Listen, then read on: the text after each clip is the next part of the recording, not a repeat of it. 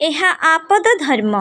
ଏଥିରେ ଆପଣମାନେ ନିଜର ବ୍ୟକ୍ତିଗତ ମହତ୍ୱାକାଂକ୍ଷାଗୁଡ଼ିକୁ ଯେତିକି କମ୍ କରିପାରିବା କଥା କମ୍ କରିବେ, ଯଦ୍ୱାରା ସେହି ସୀମାରେ ଆପଣ ବ୍ରାହ୍ମଣ ହୋଇ ଚାଲିବେ, ସନ୍ଥ ହୋଇଯିବେ।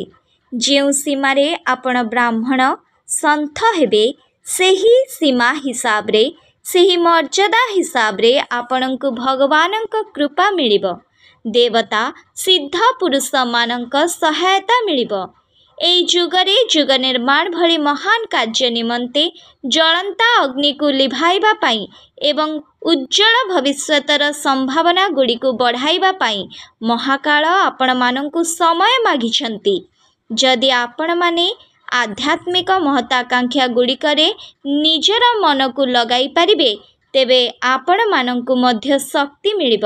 ଆପଣମାନଙ୍କ ସମୟ ବଞ୍ଚିବ, ପଇସା ବଞ୍ଚିବ, ବୁଦ୍ଧି ବଞ୍ଚିବ ଓ ଶ୍ରମ ବି ବଞ୍ଚିବ।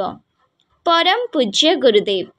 ଅଖଣ୍ଡ ଜ୍ୟୋତି, ଫେବୃଆରୀ ମାସ 2024 ମସିହା, ପୃଷ୍ଠା ସଂଖ୍ୟା 47।